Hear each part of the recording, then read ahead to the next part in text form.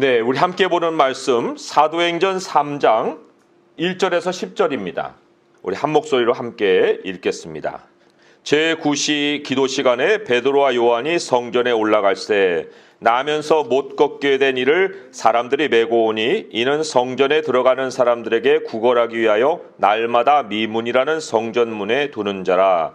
그가 베드로와 요한이 성전에 들어가려 함을 보고 구걸하거늘 베드로가 요한과 더불어 주목하여 이르되 우리를 보라 하니 그가 그들에게 무엇을 얻을까 하여 바라보거늘 베드로가 이르되 은과 금은 내게 없거니와 내게 있는 이것을 네게 주노니 나사렛 예수 그리스도의 이름으로 일어나 걸으라 하고 오른손을 잡아 일으키니 발과 발목이 곧 힘을 얻고 뛰어 서서 걸으며 그들과 함께 성전으로 들어가면서 걷기도 하고 뛰기도 하며 하나님을 찬송하니 모든 백성이 그 걷는 것과 하나님을 찬송함을 보고 그가 본래 성전 미문에 앉아 구걸하던 사람인 줄 알고 그에게 일어난 일로 인하여 심히 놀랍게 여기며 놀라니라. 아멘.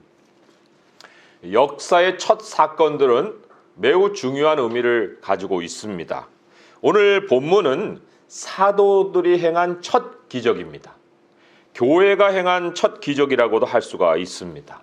오늘 우리도 2021년에 첫 예배를 하나님께 드리고 있습니다. 하나님은 처음을 매우 중요하게 여기십니다.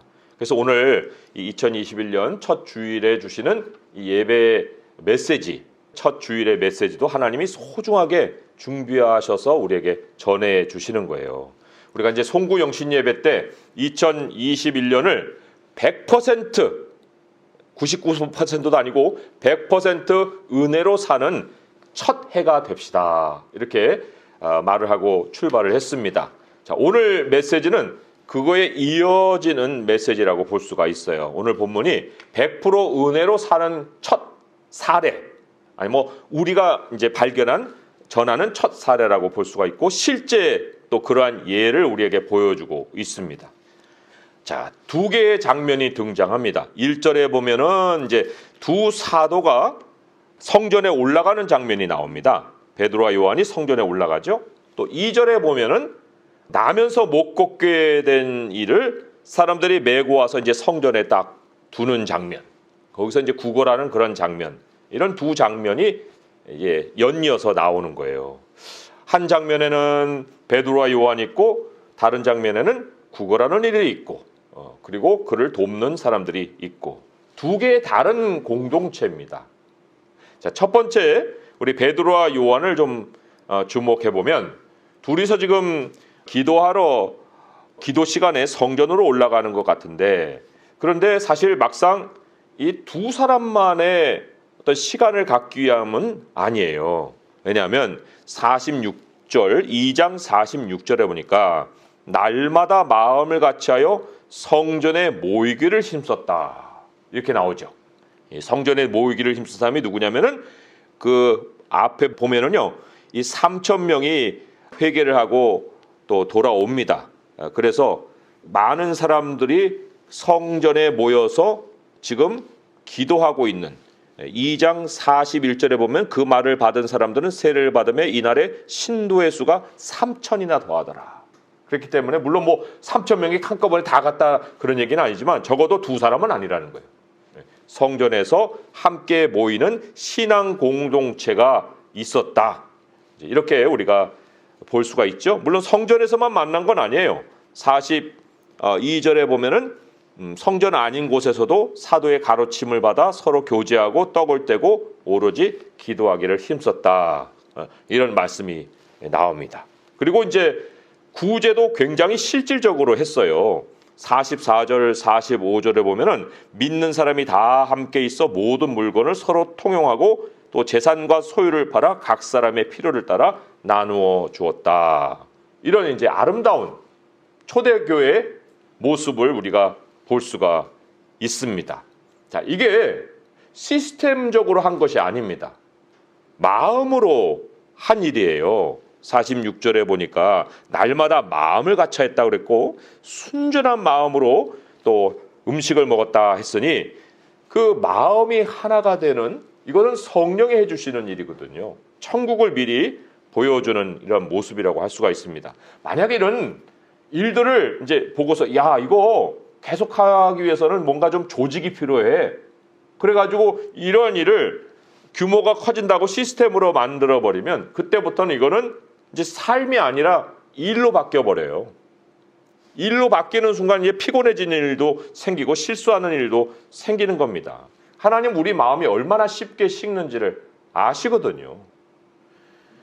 시스템은요, 사실 마음이 없이 일만 할 수 있는 것이 될 수 있기 때문에 우리가 늘 하나님이 내 마음을 채워주시기를 기도를 하고 그리고 마음을 가지고 어떤 일이라도 이제 임할 수가 있어야 합니다. 여러 사람이 특별히 또 이렇게 마음을 합칠 수 있다는 것은 이거는 사실 은혜고 기적이에요. 그냥 일어날 수 있는 일이 아닙니다. 사실 하나님이 사람을 모으실 때 기본의 단위는 두 사람이에요. 두 사람. 교회를 이루는 구성원도 두세 사람이라고 얘기를 했습니다. 여기 마태복음 우리가 잘 아는 말씀인데 마태복음 말씀을 제가 잠깐 찾아서 읽어드리면 18장 마태복음 18장 19절인데 진실로 다시 너희에게 이르노니 너희 중에 두 사람이 여러 사람도 아니에요. 두 사람이 땅에서 합심하여 무엇이든지 구하면 하늘에 계신 내 아버지께서 그들을 위하여 이루게 하시리라. 두세 사람이 내 이름으로 모인 곳에는 나도 그들 중에 있느니라. 두 사람의 합심. 그러니까 하나님은 그 하나님의 공동체를 뭐로 목적하시느냐? 시스템이 아니고 합심이라는 거예요. 시스템이 아니라 합심이다. 교회의 최소의 인원도 두세 사람이다. 그래서 지금 베드로와 요한이 함께 기도를 하러 올라가고 있고 또 그 안에는 믿음의 공동체가 이미 기도함으로 함께 모이기를 또 힘쓰고 있는 이런 모습을 우리가 볼 수가 있습니다. 그런데 이제 두 번째 그룹이 있잖아요. 우리가 2절에서 보았지만 여기에도 뭐 아름다움이 없다고 볼 수 없죠. 못 걷게 된 사람을 사람들이 메고 왔으니까 이건 친절이잖아요. 친절이고 또 그 사람이 앉아 있는 중에 이제 동전을 주는 그런 사람들도 동정심을 발휘하는 거니까 또 친절이라고 볼 수 있습니다. 그러나 하나님의 공동체와 이들의 공동체를 비교해서 보게 되면 다른 점이 더 많이 보여요. 특별히 2절의 말씀을요, 제가 한 몇 번 걸쳐서 이렇게 읽어보면서 상상을 해보는데 그 2절에 나오는 나면서 못 걷게 된 이를 사람들이 메고 오니 이는 성전에 들어가는 사람들이 구걸하기 위해 날마다 미문이라 하는 성전문에 두는 자라. 이걸 계속 보면서 매우 분주함이 느껴집니다. 사람들이 막 오가고 있는 이런 분주함이 이 9절에서 느껴지고요. 또 한편에는 매우 냉정함이 느껴지는 거예요. 현실에서의 냉정함. 이게 구제라는 말이 아니라 구걸이라는 말이 나오잖아요. 구걸. 이 구걸이라는 말만큼 냉혹한 현실이 없어요. 아마도 이제 이러한 냉혹한 현실을 겪어본 사람은 이게 남의 얘기가 아니다라는 걸 아실 거예요. 구걸이 사람들에게 한 푼 줍쇼만이 있습니까? 그것만이 구걸이 아닙니다. 월세나 전세나 그걸 좀 주인이 좀 깎아줬으면 하는 그 마음에서 한마디 이렇게 건네는 것도 그 심정은 구걸하는 심정이에요. 그렇지 않겠습니까? 갑질하는 회사에다가 물건을 좀 대려고 하는데 잘 안 대줄 때 그럴 때 그냥 굽시굽시 거리는 것도 구걸이고 손님 욕을 참아가면서 물건을 팔아야 되는 거 얼마나 그게 굴욕입니까? 그래도 뭔가 물건을 잘 소개하고 해서 이렇게 파는 것도 사실은 구걸이라고 볼 수가 있지요. 은행에 대출문을 두드리는데 거기에 잘 대출을 해주지 않을 때 그 두드리는 그 행위도 막 구걸같이 느껴지지 않겠습니까? 아무튼 성전 밖의 세상은 사람들에게 구걸하는 세상이에요. 여기 나오잖아요. 들어가는 사람들에게 구걸하기 위하여. 구걸하기 위하여. 부자는 구걸 안 할 것 같대요? 힘 있는 사람은 구걸 안 할 것 같습니까? 다 구걸하고 삽니다. 정권에 구걸하고 사는 거예요. 그게 세상입니다. 사실 이 친절로 그래도 서로 돕고 살기 때문에 사회가 이렇게 유지되고 있긴 하지만, 그렇다고 해서 같이 앉아서 구걸해 줍니까? 그 사람들이? 이 사람만 구걸하고 있는 거예요. 데려다 주기는 하되 그러나 구걸까지 함께 해주지는 않는, 생존은 각자의 책임이 되는 그런 사회를 우리는 살고 있습니다. 참, 왜 인생에 하나님밖에 없는 줄 아세요? 인생에 정말 하나님밖에 없어요.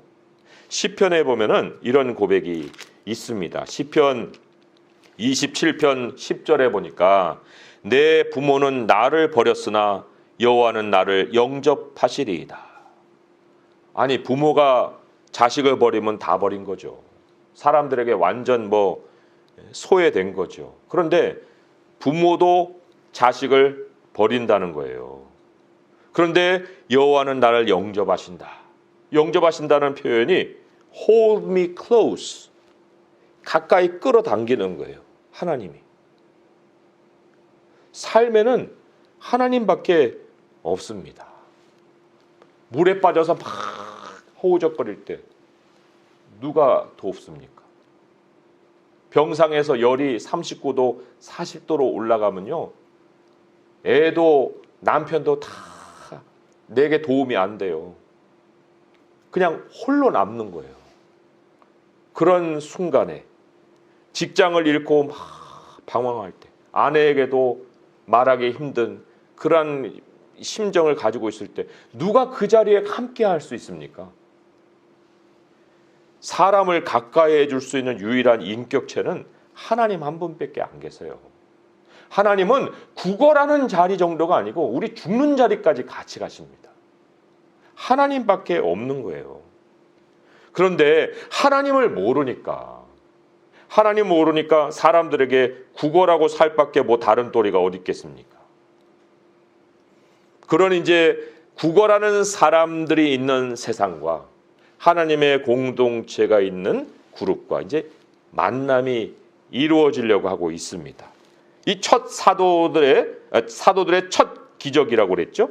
그 기적의 대상이 다시 보니까 나면서부터 못 걷게 된이라고 나와요. 나면서부터 못 걷게 되니. 이게 개인을 얘기하는 게 아닙니다. 첫 사건은요, 항상 그 메시지가 굉장히 폭이 넓어요.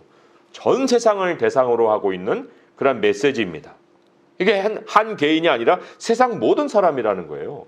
나면서부터 못 걷는다. 사람은 스스로 일어서지 못해요. 자수성가했다는 사람이 왜 교만한지 아십니까? 엄밀히 말해서 자수성가라는 게 없어요. 다 누군가의 도움으로 쓰는 거예요. 자기가 조금 더 노력을 했을 뿐입니다. 그런데 결과를 보니까 자기만 보이거든요. 그러니까 자수성가했다고 입으로 얘기하는 사람은 교만합니다. 형편이 어려우면은 기댈 사람을 찾고, 또 자기가 자수성가했다고 하면 자기밖에 안 보이는, 이게 죄의 세상입니다. 나면서부터 못 걷게 된 삶으로 우리는 모든 삶을 시작을 했습니다. 그러니까 죄라는 거는요, 어떤 행실에 의미를 두는 게 아닙니다. 죄라는 것은 성전 밖에서 나면서 못 걷게 되는 현실 그 자체예요. 하나님 밖에서 세상 사람들에게 구걸하고 사는 현실이 죄입니다. 하나님 밖에서 남들에게 의지해서 사는 그 현실이 죄라는 거예요. 그러니까 하나님 안에 있는 그룹과 이제 하나님 밖에 있는 그룹의 만남이 4절에서 5절에서 나오죠. 4절에서 5절에 보면 4절에 베드로가 요한과 더불어 주목하여 이르되 우리를 보라. 매우 중요한 말씀입니다. 우리를 보라. 그 사람은 돈만 봤을 거예요. 사람이 사람으로 안 보이고 그 주머니가 보였겠죠. 그런데 베드로와 요한이 우리를 보라고 지금 하고 있어요. 우리를 봐. 우리를 봐. 5절에 보니까 그가 그들에게서 무엇을 얻을까 하여 바라보고는, 여전히 이 나면서부터 그 못 걷게 된 사람은 돌을 지금 주목하고 있습니다. 베드로와 요한의 마음과 다르게. 그러나 베드로와 요한은 지금 거지를 거지로 보지 않고 있어요. 돈을 내줬다면 거지로 받겠죠. 그러나 돈을 내주지 않고 자신들을 보라고 한 거예요. 자기들을 내준 겁니다. 그것은요, 사실 그 거지를 영혼으로 보지 않고는 이렇게 못합니다. 사람은요, 하나님의 형상으로 지어졌기 때문에 인격은 인격으로 느낍니다. 사람은 사람으로 느낍니다. 이 거지가 언제 자기를 인격으로 느껴주는 그런 순간을 맞았겠습니까? 구걸한 사람은 태어난 이후로 처음으로 우리를 봐. 그 눈빛, 몇 초도 안 되는 그 눈빛에서 인격을 느끼는 거예요. 사실 기적은요, 몇 초 안 걸립니다. 오랜 시간의 기적이라는 게 없어요. 순간의 기적은 일어나는 거예요. 그것처럼 우리를 보라 하고 눈빛을 비춰주는 순간 그 거지는 지금 마음으로는 돈을 원하고 있었지만 눈으로는 인격을 느끼는 거예요. 기적은 여기서부터 시작을 하는 겁니다. 그런데 진짜 기적은 그 다음에 있죠. 6절에서 7절에 베드로가 이르되 은과 금은 내게 없거니와 내게 있는 이것을 너희에게 주노니 나사렛 예수 그리스도의 이름으로 일어나 걸으라 하고 오른손을 잡아 일으키니 발과 발목이 곧 힘을 얻더라. 나사렛 예수 그리스도의 이름으로. 이게 사도들이 이 구걸하는 사람에게 줄 수 있는 최고의 보물이었습니다. 최고의 금과 은과는 비교도 안 되는 은혜의 보물 상자를 열어서 그에게 준 거예요. 예수 그리스도의 이름을 그 사람에게 선포할 때 무슨 신학이 필요합니까? 우리가 예수 그리스도의 이름을 사용하는 데 있어서 뭐 신학이 부족해서 그걸 사용을 못해요? 그런 거 아니에요. 굉장히 명료하고 단순한 거예요. 예수 그리스도의 이름으로 라는 것은 우리가 하나님께로 받은 바 가장 빛나는, 가장 보석이고 가장 단순하고 가장 사용하기 쉬운 힘이고 권세입니다. 기적은요, 수학으로 안 돼요. 기적은 생각이 깊어서 갖고 돼도 안 됩니다. 기적은 이성으로 되는 게 아니에요. 기적은 돈을 쓴다고 되는 게 아닙니다. 기적은 하나님이 일으키시는 겁니다. 하나님이 일으키시는 것이기 때문에 우리의 순간이 짧아야 돼요. 우리는 그냥 기적에 참여하는 것이지 내가 기적의 무슨 행위자가 되는 것이 아닙니다. 내가 더 거기에 개입이 될수록 기적은 기적이 아닌 거예요. 예수 그리스도의 이름을 우리가 부른다는 것은 예수 그리스도의 이름에 모든 것을 거는 거예요. 1%의 의심도 없이 99%도 아니고 100% 예수님이시면 할 수 있다는 그 믿음을 이 예수의 이름으로 표현하는 겁니다. 예수님의 인격이고 예수님의 권세고 예수님의 능력에 모든 걸 거는 것이 예수 그리스도의 이름으로라는 말이에요. 예수 그리스도의 이름을 아무나 사용할 수 있을 것 같죠? 아닙니다. 예수 그리스도의 이름을 흉내낸 사람 한 예가 나오는데 거기에 제사장들이 돌아다니면서 악기를 쫓는 그런 일을 했습니다. 보니까 사도 바울도 뭐 굉장한 기적을 행하는데 다 예수 그리스도의 이름으로 하거든요. 그래? 그럼 우리도 그 이름으로 한번 해볼까? 하고 악기를 향해서 예수 그리스도의 이름으로 명령하느니 나갈지어다.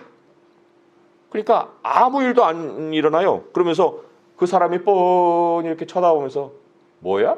하고 여기 성경에 뭐라고 하냐면 악기가 대답하여 이르되 내가 예수도 알고 바울도 알거니와 너희는 누구냐? 하고 그 사람에게서 뛰어 올라가지고 이 옷을 다 벗겨버렸어요. 그래서 벗은 몸으로 도망하느니라 이렇게 나오잖아요. 이 사람들이 예수님의 이름을 말 안 한 게 아니에요. 주 예수의 이름을 불러 말하되 내가 바울이 전파하는 예수를 의지하여 너에게 명령하는. 뭐 바울이 전파하든 뭐 요한이 전파하든 간에 아무튼 예수 그리스도의 이름을 의지했는데 이 사람들에게는 역사가 없었다는 거예요. 왜요? 예수 그리스도의 이름은 하나님의 백성에게 주신 권세입니다. 우리만이 사용할 수 있는 이름이에요. 세상 사람들은 이용을 못합니다. 하나님이 그런 권세를 주지 않았어요. 요한복음 14장 13절 14절의 말씀을 제가 읽어드리면 너희가 내 이름으로 무엇을 구하든지 내가 행하리니 이는 아버지로 하여금 아들로 말미암아 영광을 받으시게 하려 함이라. 내 이름으로 무엇이든지 내게 구하면 내가 행하리라. 우리가 하나님의 영광을 위하는 삶을 산다고 우리가 입으로는 얘기하잖아요. 그러면 하나님이 영광을 받으시기 위해서는 우리가 무엇을 해야 될까? 뭐 성경에 많은 그러한 말씀들을 통해서 우리에게 지시를 하고 있지만 가장 단순하고 우리에게 가장 필요한 것이 뭐냐면 예수 그리스도의 이름으로 하나님을 향해서 기도하는 겁니다. 그러면 하나님이 영광을 받으시는 일이 일어난다는 거예요. 이게 은혜입니다. 아니, 은혜를 어디서 우리가 찾을 거예요? 내가 뭘 다 해놓고 무슨 은혜를 하나님께 구하는 거는 뭐 마지막 활용점정처럼 무슨 뭐 눈동자에다가 점 찍는 걸 하나님께 맡기는 거예요? 나머지는 내가 다 그려놓고? 그게 은혜가 아닙니다. 그림이 없는 백지에서 예수 그리스도의 이름으로 시작을 하는 거예요. 처음부터 하나님으로 시작하는 것이 그게 하나님의 은혜이지, 마지막이 필요해서 하나님의 은혜라면 그걸 누가 은혜라고 얘기합니까? 그런데 처음부터 그 하나님의 은혜로 시작할 수 있기 위해서는 우리 입에서 예수 그리스도의 이름으로 기도하는 것이 우리의 일상이 돼야 되는 거예요. 특별한 상황에 대해서는 안 됩니다. 그래서 이 예수 그리스도의 이름으로 이 사람을 일으켜 세웠잖아요. 일어나라, 걸어라. 걷는 것이 뭡니까? 이게 한 개인의 문제가 아니라고 할 때 예수 그리스도의 이름을 우리가 의지할 때 비로소 인생을 걸어가는 겁니다. 일어나는 거예요. 걸어가는 거예요. 그 다음을 향할 수 있는 겁니다. 올해를 시작하면서 아마 그 다음에 대한 계획들을 다 가지고 시작하셨을 거예요. 그러나 그 다음을 계획하는 것과 그 다음으로 걸어가는 것과는 천양지판이죠. 그 무엇이 나를 그 다음으로 걸어가게 하느냐? 다른 게 없어요. 예수 그리스도의 이름이에요. 예수 그리스도의 이름 안에서 내가 움직이는 겁니다. 그것을 내가 주저하거나 의심하거나 그럴 이유도 없어요. 기도를 하고 하나님이 내게 담대함을 주시면, 평강을 주시면 그 길을 향해서 한 발을 뛰는 겁니다. 그러면 또 하나님이 거기에서 지시를 해주십니다. 그럼 또 한 발을 뛰는 거예요. 벌벌벌벌 해갖고 그냥 아무것도 안 하고 있는 것이 아니고. 그러나 평강이 없으면 움직이지 말아야죠. 하나님이 평강과 담대함을 주셔서 그 다음으로 움직이게 하실 때, 그럴 때는 예수 그리스도의 이름으로 우리가 움직여 가야 되는 거예요. 최고의 기적, 오늘 이 본문에서 일어난 정말 진짜 기적, 이거는 사실 그 사람이 일어났다, 걸었다, 그 정도가 아닙니다. 그 정도가 아니라 8절의 말씀을 보니까, 우리 8절은 같이 한번 읽어볼까요? 시작. 뛰어서서 걸으며 그들과 함께 성전으로 들어가면서 걷기도 하고 뛰기도 하며 하나님을 찬송하니. 성전으로 들어가면서, 이거예요. 이게 이 인생에게 일어난 최고의 기적입니다. 기적이 아니고는 아무도, 누구도 하나님의 전으로 들어가지 못합니다. 그리고 이 들어간 것은 영원히 하나님 안으로 옮겨가는 거예요. 평생의 문 앞에서 구걸을 했으되 그 안으로는 못 들어갔잖아요. 그러나 하나님이 이렇게 세운 사람은 하나님의 품 안으로 들어갑니다.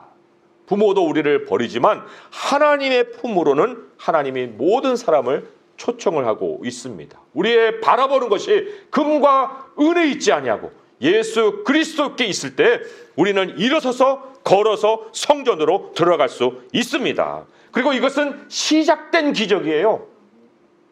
일회적인 기적이 아닙니다. 시작된 기적이라는 것은 이 이후로도 계속해서 예수 그리스도의 이름으로 기적이 진행된다는 겁니다. 인생은, 마무리를 하면서, 인생은 금도 아니고 은도 아닙니다. 우리에게 있는 거 뭐 가지고 있습니까? 예수 그리스도의 이름입니다. 우리는 적신으로 와서 적신으로 돌아갈 뿐입니다. 그러나 우리가 그 이름을 의지할 때 우리의 영혼이 일어나고 다른 사람의 영혼을 세워주고 교회를 세우고 가정을 세우고 일터를 세우고 우리의 삶의 모든 다른 사람들의 인생을 세울 수가 있는 것입니다. 이런 2021년에 하나님의 기적을 우리가 바라보면서 주님의 은혜만을 의지하고 예수 그리스도의 이름으로 한 걸음을 뛸 수 있는 성도 될 수 있기를 주님의 이름으로 축원드립니다. 기도하겠습니다. 하나님 아버지 감사합니다. 우리에게 금도 없고 은도 없습니다. 사실 정말 없습니다. 하나님 아무것도 우리를 만족시키지 못합니다.